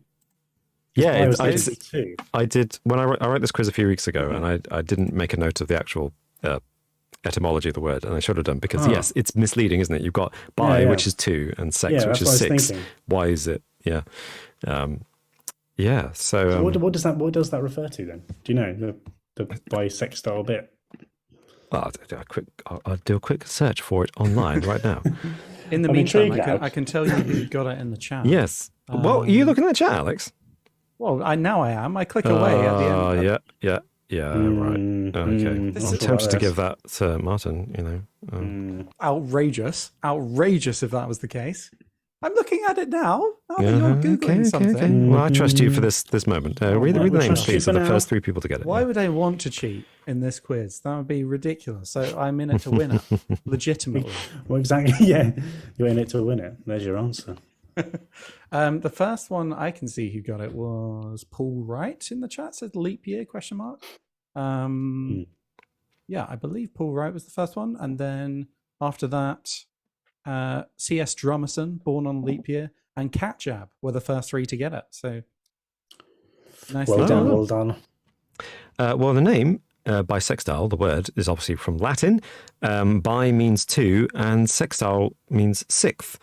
Referring to the date February the 24th, which is the 6th day before the calends of March in the Roman calendar. I mean, to be honest, a helpful and non-confusing way to. Yes, I don't actually understand how the 2/6 actually doesn't. In a way, that makes less sense to me. But well done, Romans, and well done, Alex, for making that, and everyone in the quiz who got that right, in the chat who got that right. So, question number 3. I just want to clarify. Yep. I've clicked away from the quiz now, so I can't see any comments. Good stuff. I don't know how to prove that to you, but I promise. Just a quick bit of what's the word I'm looking for? A note to the chat. I just realised it's useless. Someone in the chat has just answered a question from a few minutes ago. They may have accidentally hit the timeline on their YouTube live stream and gone back a bit rather than be watching the current stream. But I realise I'm saying this as they're watching Sadly, it's like a proper Alan Partridge. time travel does not work like that. But I started, so I finished. That's why I thought I'd do that. Okay. Question number 3. That's amazing. These are the thrills that you can have when listening to us live. And I'm very sorry for everyone listening to the audio version of this podcast and just like, what is this, you unprofessional However, maggot? when they do catch up to that, though, in a few minutes' time, they're going to love that segment. They're Fantastic. Yeah, All they're going about to have them. a fantastic time. But who knows? I thought time isn't linear to me. It's just, it all happens at once. Anyway, question number 3. What, fingers on buzzers, gentlemen, what is the national anthem of the United Kingdom of Great Britain and Northern Ireland? Oh, yes, Martin. I definitely heard that first. May God save the king. It is! Well done. I was wondering if anyone would fall into that trap. Has it officially changed? Has it officially changed? They're still, the As soon as England football team is still singing "God Save the Queen," but it has officially changed. Yeah. Oh, yeah. Well, it officially changes as soon as the monarch changes. So Does it? Because the monarch changes, but So are we you'd- sure you'd that have- the you'd have song answered "God changes? Save the Queen"? Would you, Alex? You'd have answered "God Save the Queen." Well, I was You're asking wondering for if it was Camilla a, or what? Yeah. I was wondering if it was a trick because there's no process in place for actually changing it from "God Save the Queen" to "God Save the King." It's what comes out your mouth. I'm just assuming. Absolutely. I'm just assuming that Robin has done the research and made sure that it has Maybe- officially changed to "God Save the King" before he's asserting it Alex, as an answer. I was You there. should be- you should- I was you there when the Queen died. You should be charged with treason. Yes, you should. Be charged with questioning this. Being jailed, yeah. I'm questioning whether a song has changed officially. I'm Yes, not of course it questioning- has. They have the whole ceremony and it changes with the ceremony. It's Are fine. you telling me Does you it? haven't sung "God Save the King" Probably. yet? You awful, I awful don't know. person. I don't know. Have they changed it on Spotify? How does this work? Well, Alex, you're being taken to the Ministry of Love for interrogation and put into room 101 with your worst fear, which, to be honest, there could be many things from that list. You could be in a room full of other people. All of them. All the people. So in the chat, few people got that right straight in there. P. Greg was the first, God Save the King. Then it was Dan, and then it was Doom. Cat jab They gets say it. God save the. Yeah, Doom did not finish the sentence. So sorry, Doom, can't give yourself a point there. But I P. Greg, sympathise Dan, with Doom and Cat because they jab. probably had the same thought that I did. Is it Doubting. Queen, not King? Yeah, just hedging their bets. Somebody answered "All Hail the King." That sounds like a Oh, hail the king! yeah. That sounds weirder than "God Save the King." In a That's way. the round table. Yeah. Okay, question number 4. Okay. Closest wins. Oh, okay. When was "God Save the King" written? Give me a year. Give me a day. Give me a day, a week, or a month. Alex, do you want to go first on this one? Or? Big stars, real estate agents have become. Are you careful with your Stuff. personal records? Does your computer ever seem to have a mind of its own? Have you ever visited? Yes, Alex. I was just enjoying that buzzer. I'm really enjoying that buzzer. Yeah. Oh. Okay. I'm gonna say. Ooh. 1951. Okay. So, Martin, what's your? God Save the King was written when the Queen was in. Well, is it God Save the King? Have we established that? I don't know. I'm assuming it's still God Save the Queen. It's the same song. Oh my gosh. They've just changed the word. I reckon it's late 1800s, mid to late 1800s. Do they sing it around 18? I mean, I'm going later than I probably should, but I'm going to go for 18. Play the game. 1880. So Alex's guess was 1951 and Martin's guess was 1880. Do you know what? You just say 1950. It's fine if that's easier. No, it doesn't matter because Martin is closer. 1745. Wow. Okay, so I went the wrong direction. You did go in the wrong direction. I thought it was quite a modern song for some reason. Like it is modern. I didn't think it. I thought it was written for Queen Elizabeth II. No, I didn't no, realize it was. Like well, God Save the King wasn't. Yeah, but but yeah, it's the same. it was- Same one. It was actually in 1745. Those who are fan of their British history will know that's the year of the Jacobite uprising. So it was written in response to the Jacobite uprising when Okay. Charles Stuart, the young pretender, challenged the authority of George II, I want to say, of Hanover, House of Hanover. And that's why there's a verse, which we don't sing anymore, about crushing rebellious Scots. We should, because they sing it about us. So tit for tat, you know what it's like. It's like, it's like these anthems. but it was kind of a trick question because that's the earliest known performance of it and written lyrics, but the folk tune is older than that. It's using an old folk tune, and it wasn't really accepted as the national anthem until the 1780s and 90s. But Martin's still correct. Fair play. In the chat, who was closest? Oh, let's have a look. Ooh. I was fair enough. I was way off on that one. Doom said 1740. So Doom is definitely the closest. And then the next closest were, I think, Spiffing with 1762. Very good. Oh, I don't know. Everyone's a bit far out, really, after that. No one gets a point after that. But yeah, Dan, sorry. And I was a bit far out too, but then again, I was at those ones. You have to play the game a little bit. You are as closest wins as the challenge, not be accurate. Yeah, which is kind of our entire ethos on this podcast, really. Question number 5. There was one that was like, "How long would it take you to walk to the sun?" or something like that, wasn't it? It was like, I think one of the guesses was like, I can't remember, like 15 years or something. It was like, I mean, you're about 10 millennia off. You are technically closer. Okay, question number 5. Fingers on buzzers. Wow. Sorry, I was in a weird mood when I wrote this quiz. Where is the world's most remote post office? That's what I think of every day. Yeah. Right. World's Most remote post office. How specific? Yes, how I'm specific wondering. do you want? Yeah. I don't have to give me an address or a town. I'll take a area. Yeah. An area. Not a country. Let's go country. A country. I'll go as broad as that. Okay, I'm going to say about the top of Canada. That's pretty remote. Yeah, Canada. Nope. Okay. Wow. Okay. Ooh, that's what I was going to go for. Hmm. The world's most remotest post office. The Chinatown section in a major city. Have you ever visited a flea market? Yes, Alex.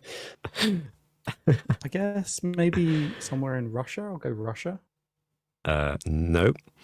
You're both in the right kind of climate, I think. Okay. Right. Both in the right. Oh, what about? Visited a truck stop? Did you ever have a job? Yes, Martin. Greenland. Nope. Alex, you buzzed in at the same time. That's a good guess, yeah. I mean, I was just going to go Antarctica. Is correct. Antarctica. Yeah. Yes! Damn. Sorry, Martin. But you both had exactly the right thought processes. Just you need to go in the other hemisphere. It's Port Lockroy on Goudier Island, or Goudier Island in Antarctica. Is Antarctica a country? Didn't know that. It is now. We've made it official here on this quiz. I have declared. That was the first thing I thought. I was like, it's not a country, so I'm not going to guess I it. believe Robin said area. So. No, he said, I'm pretty sure he said country. I said I go as broad as a country. And Antarctica is a continent, but I didn't want bigger than a country. I didn't want to say continent because then that would either give it away or you could say South America. I'm like, come on. It's just a lie, but it doesn't matter. It's fine. We're lying now, so that's all right.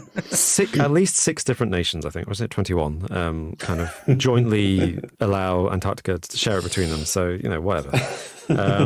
Okay, in the chat, a few people got that. It were the first 3 to get it were... Oh gosh, where are they? C.S. Drummerson, Recu97. That was actually just you two. Fair enough. Well done. Give yourselves a point. Right, question number 6. Think back to your favourite childhood memories of going to I don't know, stuff. What does a funambulist do? Froze, you said fun. Funambulist. What does a funambulist do? Yes, Martin. I'm going to go for balloon animals. Yeah, I like that. No, sadly. No, shame. That was a great shout, though. A fun ambulist. A fun ambulist. What? Visited a flea market? Ever Oh, visited sorry. a truck stop? Yes, You ever have a job Alex. Similar vein, I guess. Are they a clown? Nope. Oh. Funambulist is one word, but you are both in the right. Circus is the right atmosphere. Okay. Fun ambulist. Peter, have you noticed how many successful restaurants? Ooh, that was simultaneous. Okay. I think I heard Jonathan Frakes just before I heard Delia. Alex? Are they a contortionist? No. Martin? Oh. I was going to say tightrope walker, but that's a tightrope walker. So, are they? The thing is, everything in a circus has another name, doesn't it? I can't think of. I mean, everything has another name, technically. What about? That's just a. What other ones are in the circus? Funambulist. I'm not going to give you suggestions. Do they? Yeah, are they on the tightropes? Yes. Oh, Well done. Goodness sake. Well done. I was so like, you're just talking yourself out of the correct I could see it answer. in Robin's face when you said it. He was like, Oh, really? Yeah, sorry, I gave it away, but yeah. I wasn't. Yeah, I was trying to think. Well I wasn't done. looking. Well done. Because of course, ambulance is walking, and like perambulator is a okay. pram. Right. That's why we get the word pram from a perambulator, which is going for a walk. So it's 3-3 going into question 7. Whoa. But in the chat, did anybody get it? Someone guessed Jimmy Savile. That's not. No, Bloody hell. we're not saying that.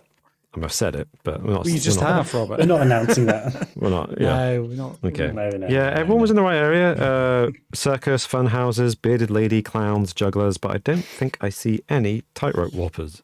Tightrope walkers.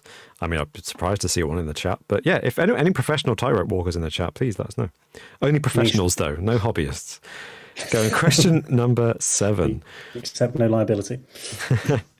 Fingers on buzzers, gentlemen. What is a panino?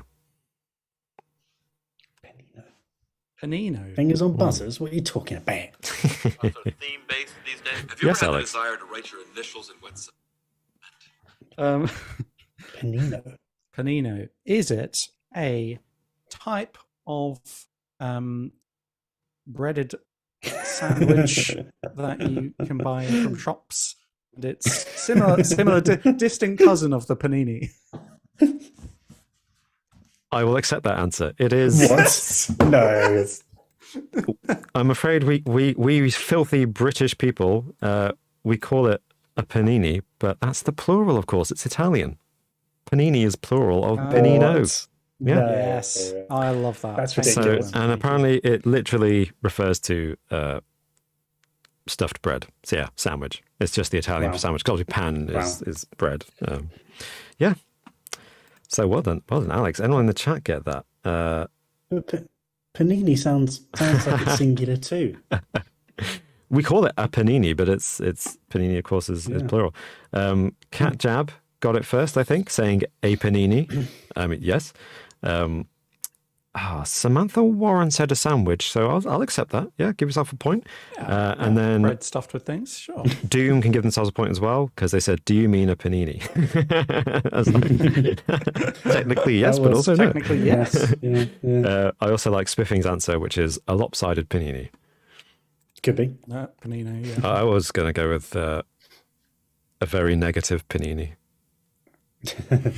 Hey. I like it. Okay. I like it. Very good. So we are going into question 8 with Okay. 4-3 on the scoreboard. Oh, yeah. it's tight. It's going to be tight. So, gentlemen, stretching your literary knowledge here, at what fictional address did Sherlock Holmes live? Have you ever walked out of a mall into a Yes, huge Martin, parking I area heard and realized Delia first. Yeah, I found. Oh God. Oh, What number was it? It was. I'm gonna be waiting in the wing. 20. Oh, ooh, Something. was it? Something. Was it 20 though? something B. Oh no, was 20 it? something Nah. B. Baker Street. 20 No, I something don't B. think it 20 was. B. 20, 20, No. 21B? 21B Baker You're, Street. you're already wrong. It's mad how wrong you are. So have you got a final answer? 21, 22. We got to come on. We got 22B to. Baker Street. 21B Baker Street. 21B. Yeah, 21B Baker Street. Is not the correct answer, I'm afraid. Bollocks. Oh, okay. Well, I genuinely thought that's what it was. Okay, well, people in the chat have got it. I will give you both a clue, but fingers on buzzers. Oh, hang on. I'm not even Like a had a clue? guess yet. Well, I thought you just said you didn't know. Oh. Oh, I can have another guess. Okay, have a guess. Have a guess then. Martin's Yeah, one was- yeah. Have a Okay. guess. Have a guess. I'm going to go 22B Baker Street. That is incorrect. Oh, Huh. sugar. I swear it was like low 20s B Baker Street. No. I'll give you a clue. It's kind of two-part clue. First Okay. part is you're both very close, and the second part is if you combined your answers, you'd get it. You'd forgotten where you parked your car. Ever gone mountain What did biking? you say, What do you want to 22? be when you grow up? What's the right?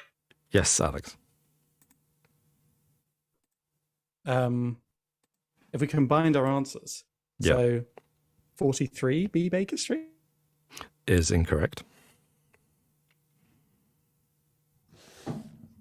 Combined our answers. I swear it's 20 something Baker Street. Combine them. 21, 22. He means It's not that he's 2,122 Baker Street. No, he means that he's combined one digit. It's 23. It's 23. Go for it. Get the point. 23 Baker Street. Combine the answers. Hard to Wait, tell if 21 he's trying to plus help or hinder. 23. 23. 23B. That doesn't sound right. 23B Baker Street. Sounds it's too wordy. 24B Baker Street. 24B Baker Street. That's 22. not. How would that be Oh, combined? no, at yeah, all? that's what I'm wondering. I'm Combine going to need an the answer. You've got we'll a tick buzzer, counting mate. down. Two- Tick tock, tick tock. 20, I don't know, 23, yeah, 23B, I don't know. 23B Baker Street. No, that is not correct. Oh Okay, my gosh. okay.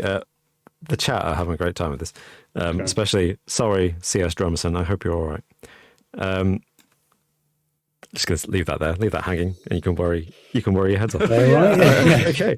Okay. I hope you're okay. When I said combine, think of portmanteau words. And I definitely know what that means. So, Such as, but for Martin's when- benefit, do you want to explain that? Such as when Ben Affleck and Jennifer Lopez were a thing, it was Benifer. That's a That's a right. portmanteau. Oh, yeah. Your first two answers combined in that fashion were correct. So 21 and 22. Mm-hmm. But they're the same if you combine them. 21 plus 22. 21 plus 22.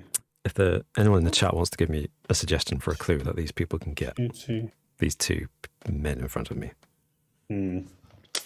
what can I do to prompt them? Because they're so close, aren't they? They're so close. Combine them. 200 and... 200? 200, 2020. I don't think we're gonna get it, Robin. What did you say? 22? We can't let Martin said keep going 21. on like this. We need. Okay, we I'll need give to you move both on. another clue. Give me another clue because the chat have come up with a good additional clue. All right. Okay. Okay. It's 3 digits. Tip. Have you called a plumber to your home lately? How's the Yes, business for you? How much Alex. money would it take? Is it 212B Baker Street? Nope. Oh my! You are actually what? Oh my god! Oh, Yeah, Martin? 221 B Baker Street. It is 221B Baker Street. Yeah. Well done. Well done. Oh man, the Oh my combining gosh. thing just threw me completely. I was thinking of like I'm sorry. I honestly 2000. was not prepared to give clues for that because I assumed you'd get it. So I'm sorry Yeah, for my sorry. lackluster clues. No, Made worse I by don't- the I fact that don't you even know both were where- so bloody close to your first I answers. don't even know where 21. I thought 20 was pretty close to 21. I thought it was 21B It's Baker called. Street. It's 221B Baker Street. They call it. So the Oh, official that's where address the 21 came is from. 221, but they always say it 221B Baker Street. So that's where you were thinking it's just 21B. 21. And that maybe also where you're thinking it was 22, Alex, because you're like they say 2 in it. So I didn't know how to give you a clue, to be honest. But the chat, everyone loved it in the chat. And first 3 people to get it right were Doom. Oh, Doom, you're doing well. Spiffing and C.S. Drummerson. And for anyone listening to this afterwards and not witnessing the live chat going on, wondering what the hell I was talking about when I said, I hope you're right, C.S. Drummerson. After I gave my first clue about you combining your answers would get the correct one, C.S. Drummerson said, if they say 43, I'm going to die. And then you said 43. So that's, I'm hoping C.S. Drumson's all right. I haven't seen him in the chat actually since then. So, gosh. Oh dear. They do. Yeah, sorry for dragging that one out so long. Okay, going on to question number 9, and it's 4-all. So, it's going to be a close one. How many colours are there in a rainbow? This is not our closest wins. Yes, Martin. No, he can't say. He's buzzed in. He said 7. Is it I said 7? 7. You said 7? You are correct. It is 7. Can you name them? Yeah, go and name them. Go I on. name them. Okay. Blue, indigo. Violet. You weren't going from that way. That's mental. Who I'm does just that? naming all of them, mate. Pink. Is pink one? Probably not. Yellow. Orange. Well, I'll stop you right there. Pink's not one of them, but No, of course it's not. Don't be silly. I didn't say pink. but I you didn't don't say know. pink. It's Alex. Can you name them just out of interest? Let's go. Red, orange, yellow, green, magenta, blue, Mm-hmm. purple. I don't know. Violet. Violet, yeah. Violet's Indigo on. and violet instead of magenta Indigo, and purple. sure. Yeah. So, yeah, well done, guys. Well done. In the chat, I'm not sure I would have got that off the top of my head, to be honest. But yeah, loads of people in the chat got it. Doom, again. Oh, straight in there. And then C.S. Drummerson and Spiffing. Ooh, I feel like I've read your names out quite a lot in this quiz. I think you may be in the lead. But it's time. I've got to be honest. I did the rainbow song in my head very quickly. Knew the colours were wrong in the child's rainbow song, but I knew it's probably the number was probably right. Yeah. So, question number 10. Fingers on buzzers. It's Oh, 5. no, hang on. No, YouTube Premium's trying to get me to... Okay. Yeah, go on. Say the question. Quick. What? No, it's fine. It's fine. Question number 10. It's 5-4. So Alex could equalise and it would be down to the tiebreaker, or Martin could secure his victory. No, This is definitely fingers on buzzers because I can't deal with another loss. it's a true or false. Okay? Okay. True or false, fellas? Salvatore Mundi And a night in a cemetery. is the most You display this expensive as a painting trophy. ever Give a pet. sold. Give us- Yes, Alex. True. You are correct. It is Yes! true. Oh, It is always true. Always true. I feel like they are, aren't they? I'm really bad at that. So, I'm just messing with you. He's a lie more. I think, well, yeah. Recce 97, Matt Lanson, and Doom were the first 3 people to say true in the chat. So well done. Very Give good. yourselves a point. And that means it's 5-all, which means we're down to the tiebreaker. Oh, it's always thrilling when the tiebreakers are actually a game determining. They determine who wins. I'm just going to step back a little bit just because I'm preparing to freak out if I don't get this question Either right. way. Just so you know, Salvatore Mundi was painted by Leonardo da Vinci. And question number 11 is closest wins. Oh, no. How much did it sell for? No, don't do it to us. Yeah. Most expensive painting ever. This is one of those ones that Martin was talking about where it's like, technically you're closest, but you're still 3 or 4 Yeah. digits away. It says a lot about us, like our concepts of what a thing is. Yeah. Yeah, I'm interested what kind of the ballpark that you're thinking, Alex, right now, and that I'm thinking. Have you ever walked out of a mall into a huge parking area and realized you'd forgotten where you parked your car? I'm gonna. Oh, okay. The most expensive painting ever sold, right? Yeah. Who would buy it? I'm gonna say. Oh my gosh. Okay, this is really. Is it I want in to get a pounds nice. or dollars? Dollars, I take it. Yeah, let's go dollars. Yeah. Okay. I'm going to go $500 million. Ooh, Okay. that is a lot of dollar. I was hoping you'd go too low because I was thinking it might be 500 million, half a billion. I've overcooked that, haven't I? I don't know if you have though. Like you think you're talking about ever in dollars as well. And when Right? was this sold? When was this sold? What was the value of the dollar at the time? I'm guessing this is modern day value, right? It was sold quite recently, so yeah, there's not a huge adjustment Shit. for inflation. Shit. I think you're going to be very close. I think maybe slightly less. I'm not going to do the thing of saying 499 like the Price is Right, but I am going to go for like 400. Martin's guess is 400 million. Alex's guess is 500 million. I'm really sorry, guys. It sold for 450.3 million. No. So Alex is closest That's ridiculous. by $300,000. No, what? Yeah.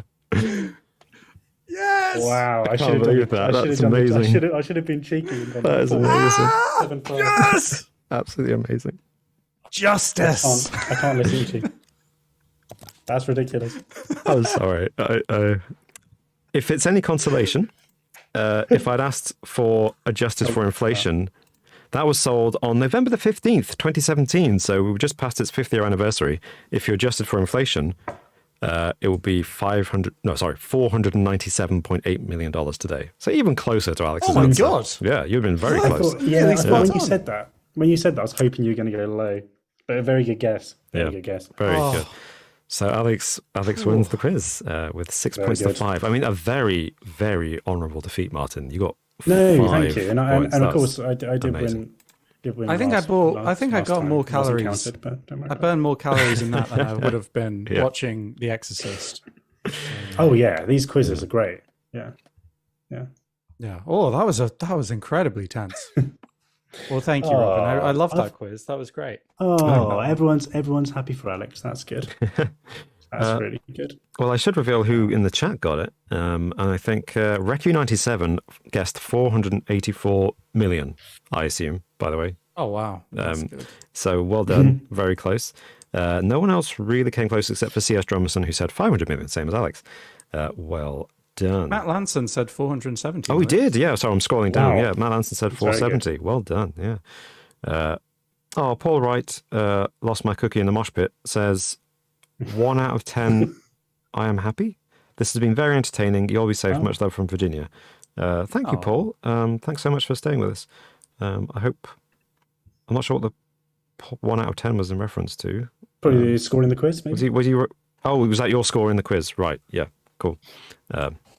Sorry, I was just like, is he rating the podcast 1 out of 10? He's happy with that? Like, is that good? Is that 1 out of 10. Great episode. yeah, I was like, what's going on there? But yeah, if you do have a review that you'd like to write about this podcast on the podcast platform of your choice, please do, and we may read it out in a future episode. In the meantime, feel free to comment, tweet at us if you still want to use Twitter, at JInterestingYT, or I'm at Alltime Robin. And Alex and Martin don't. Alexing. Okay. At just Alexing and at Martin Interesting. I'll read them out. Yes, just to yeah, keep that's it right. clear. Yeah. And before we say farewell, and a massive thank you to all of our Patreon supporters and YouTube members who are the most wonderful people in the world. Thank you. I should reveal the answer to the riddle. Oh, yes, Oh, yeah. of course. Well, So What was it again? what's the riddle good when was- it's broken? what? Yeah, basically, yeah. What sells for more after it is broken? What do you think it might be, fellas? Sells for more after Broken. it is broken. Broken. Oh. Yeah, this is a tough one. Yeah. What sells for more? Sells. No, I think I might have to be told this one. Yeah, no, some people have just had a guess. They're not right. Someone did say the correct answer, though, at the beginning of the episode, but there's so many comments in the chat, I can't find it. The answer is an egg. An egg. An egg, yeah. Does it? I'll smash an egg. Do you want to buy that from me? Like, What? No, Why does it sell for more? well, the implication is it's cooked. You know, like cook it. you can It cook it wasn't and buy the cooked egg, and you pay more for the cooked egg than you would for the raw egg. I admit, I contemplated not doing it because I knew one of you would say, "I'll just smash an egg right now. You're going to buy that? What if I dropped it?" I was like, "Well, stop it." You know what I mean? I don't write the riddles. What sells for more? When you break it and then it's cooked. Yeah, but then they'll give it away, wouldn't it? A lamb's leg.